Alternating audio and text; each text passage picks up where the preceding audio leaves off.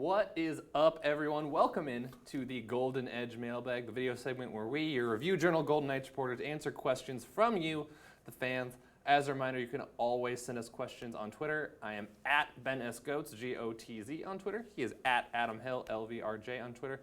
Or my email is bgotz@reviewjournal.com. Or if you got a question right now, just drop it in the Facebook comments because we are live on Facebook right now. And we would love to take any and all questions. We had a couple queued up, but we can always have more. Before we get started, Adam, what is up? How was your Thanksgiving? American Wonderful. Thanksgiving, because this is an NHL video true. segment, and it's American Thanksgiving, because the Golden Knights are about 2/3 Canadian. It's true. I actually spent it at Raiders practice, so a lot of Las Very Vegas festive. sports ties. Yes, not a whole lot of turkey necessarily, but some guys getting ready to play a football game. But yeah, it was a good time. How about yours, sir? Mine was quite good. I was traveling back from Nashville, where the Golden Knights defeated the Nashville Predators in overtime, thanks to Max Pacioretty's literal last-second goal, 0.3 seconds. Craziest game I've probably ever attended in person in terms of hockey. So it was a lot of fun. It was a little rough traveling back because it was a long travel day, but I got to be back with family and friends at the end. You got a new addition to your family too. We might have to have the new addition on the air one day. That would be kind of fun. We'll see. I got a new dog with my lovely girlfriend, Emily. We love her. She's so great. She's so adorable. That's a weird name for a dog, by the way. You know what? Comment. See if we should change the name of the dog. It's too human of a name. I Well, feel like. we're like far enough in where I don't think we're changing. We call her Emmy, by the way. We shorten it. It's Emily's Okay, too long. fair enough. I think Emmy is a better dog name. Drop rather in than comments talking anyway. about my dog, Drop in comments anyway. Tell Fair us enough. what the new name of the dog is. rather than talking about my dog, which I could talk about all day because she's the best, we are going to talk about some hockey. We got some questions queued up, so let's get to them right now. Our first one comes from @Kristen. A lot of numbers. Maybe That is a lot of numbers. A lot of numbers. Why don't you try to read all those numbers? That's like 18 numbers. It's a social security number and like a birth date tied together. It's good. it's got more numbers than Jenny. It's weird. It's true. But she says maybe Alex Tuch likes his new line. Alex Tuch, of course, has been playing right wing now. He'd been playing left wing a lot this year. But he's moved back to right wing because Cody Eakin has been injured and Cody Glass has moved to center. And I do think that third line has shown some signs of life with that new arrangement with Will Carey on the left, Adam, Cody Glass in the middle, and Alex Tuch on the right. Yeah, and I think Alex Tuch certainly. First of all, he's just a really talented player. So I Super think you're going to expect some flashes of breakout here and there anyway.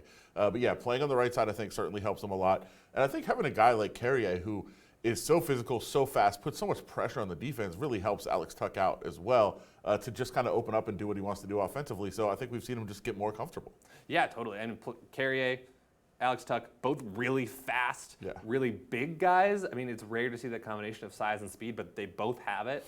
So I think having them both on a line together has created a lot of room for the two of them to work, and of course a lot of room for Cody Glass to play make, which is something he didn't get a chance to do a lot playing on the wing. And both two of them, Carrier and Tuch, drawing a lot of penalties, which is helping the Golden Knights too.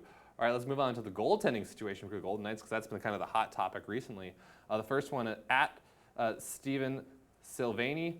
First W of many for Malcolm Subban against Nashville. I want to point this out because he sent this to me, I believe, before the Predators game. And since then, as Steven predicted, he got his first win against the Predators, and then he has won 4 games straight since then. So it's been a real hot streak for Malcolm Subban and the Golden Knights. Adam Subban got off to a really kind of poor start this season. Obviously, he was battling inconsistent playing time, but he's getting consistent playing time now because Marc-Andre Fleury was away from the team for a while, and he's really made the most of it where now he's just been on a tear. Well, look at those eyes. He's obviously just locked in. I mean, he is focused. Yeah, listen, I think everybody who follows his team closely understands that Malcolm Subban is an incredibly talented player. Now, he has battled inconsistencies at times throughout his career and particularly throughout his Golden Knights tenure, but he is a guy that has a ton of upside, a ton of talent, a ton of potential, and I think right now what you're seeing is getting consistent playing time, knowing, Marc-Andre Fleury will be back, but knowing that, hey, like this is my job for a week or so, let me lock it down right now, and he's just kind of feeling it a little bit, getting in that groove, and I think showing what a lot of people expected he was capable of for a long time, and he's just kind of getting a chance to show it right now. Yeah, Malcolm Subban, .950 save percentage in his last 3 games, which is obviously really, really good.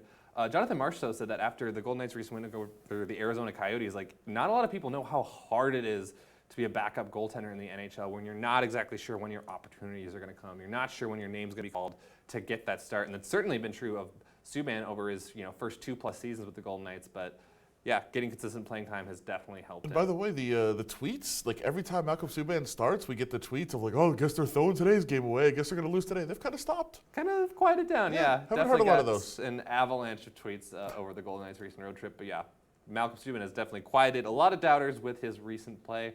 Well, the reason for his recent play, a little quick touch on this. At Pamela McKenzie tweeted, prayers for the Fleury family. Of course, Marc-Andre Fleury left the Golden Knights last Tuesday to be with his family in Quebec. His father passed away last Wednesday, so it's been a little bit more than a week since Andre Fleury passed away.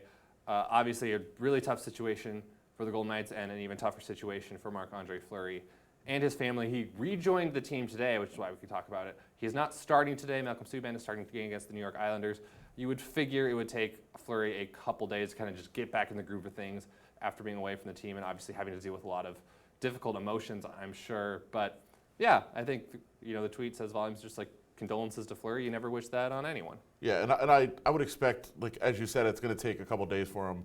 Just talking from pure hockey perspective, just to kind of get back. But I also think he wants to probably get back in there as soon as he can, just to kind of start to move on and work through some of those issues. And it's certainly a tragic thing to go through. Everybody experiences grief differently, but I would expect that he wants to be in there as soon as he can, just to kind of get back to a sense of normalcy.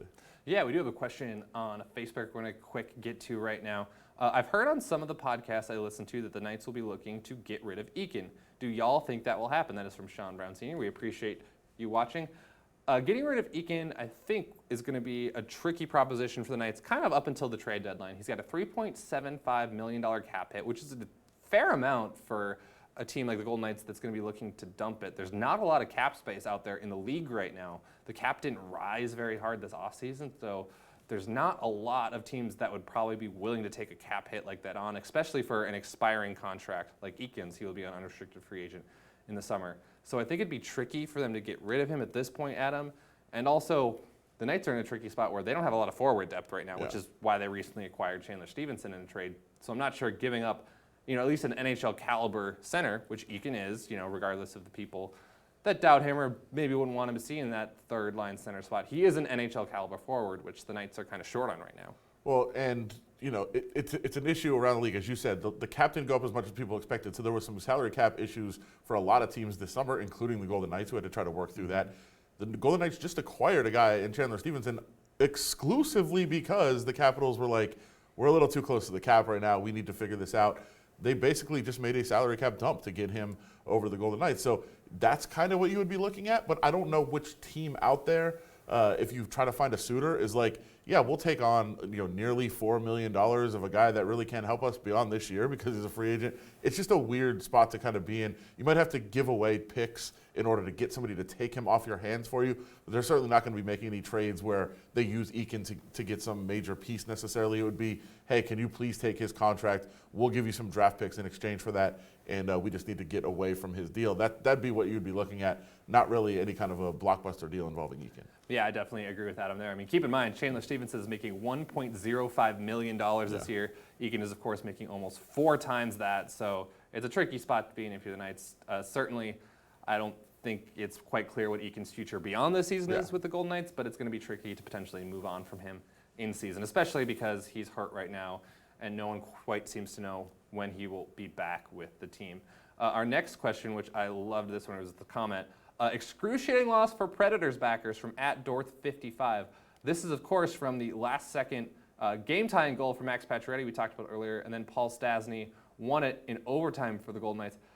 Adam, the Predators were minus 135 favorites going into that game, and the total was 6. Max Pacioretty's game-tying goal made it 3-3 with 0.3 seconds left in the game, and then, of course, the over hit when Paul Stastny scored that goal in overtime to make it 4-3. So yeah, that is a real rough loss if you're a Preds backer and you thought you were going to cash in on the win, and if you're an under better, you thought you had that under locked up. Yeah, well, and the only thing you're really concerned about there is like an empty net goal going the other way. to push there. But then when it goes 3-3, that means you automatically lose, so you don't even get a push out of that deal. Now, a couple things I want to say about this tweet. First of all, are we automatically assuming that Preds backers means bettors just because we're in Las Vegas? Like, it could be fans too. It could be tough for the fans. Yeah, but I saw the total. I wanted to talk about the betting line. No, I think that's fantastic. But here's the other thing. Is it Dorth55? Yes. Spelling excruciating correctly? Like, you just don't see that on Twitter. That's impressive. It's a great word, too. Yeah, it is a good word. But nobody spells words correctly on Twitter. Congrats to you. Props on that. But yeah, that is a tough one. You look like you, for all intents and purposes, have the Predators and the under kind of locked up. Everything changes with that goal, but also everything changed for the Golden Knights. They have been unbelievable since then. Really kind of a jump start for them after a sluggish start and some questions starting to be asked. The Golden Knights needed a win like that. And I think I tweeted at the time, like, that's the kind of win that could turn your season around. Not that it's there yet. It's only 4 games, but they've certainly played a lot better since that night. No, it definitely feels like that. Just the team has gotten so much confidence. Malcolm Subban obviously got a ton of confidence for that game. He was just gritting ear to ear in the locker room afterward because that was his first win of the season. Was he focused with his eyes, just like in that photo? I think his eyes were just he was just so happy. He was like, I blacked out for a second there in overtime. He was just so excited. And then that is focus. That's a great one. All right, one last question, and this is a personally painstaking one for me because I got this question from @Stretomarket. What was PJ Fleck thinking with that first quarter punt? This is obviously referring to the University of Minnesota football game against Wisconsin last weekend. I'm a Minnesota graduate. Our colleague David Shane, who works the beat with us, is a Wisconsin graduate. We were not speaking for about a week leading up to this game because it meant so much. The winner went to the Big Ten title game. The Gophers, of course, lost on their home field. They had a chance to go for a fourth down, a fourth and short early in the game when they were up 7-0 in Badger territory. Didn't do it. They lost the game. I don't know what he's thinking @Stretomarket. It was painful. First of all, I don't think teams should have punters or kickers on their roster. I just don't think it makes any sense. You go for it all the time. But listen, it was inevitable. They were never going to win. And I'm sorry that I tried to throw cold water on your team all year and just saying, like, hey, you're going to lose 2 of the last 3 at least no matter what. Why are you even getting excited? Didn't.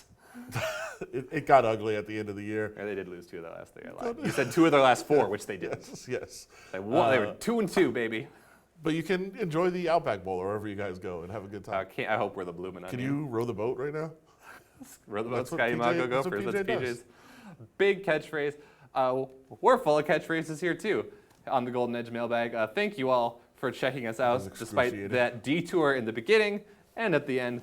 We still really appreciate all of you who come out and watch us. Remember that you can send your questions to @BenEscotes on Twitter, @AdamHillLVRJ, or bgotz@reviewjournal.com via email, or just drop one in the Facebook comments, and I'll check it out and get to them next time we do this. Thanks so much for watching, everyone, and we'll talk to you next time.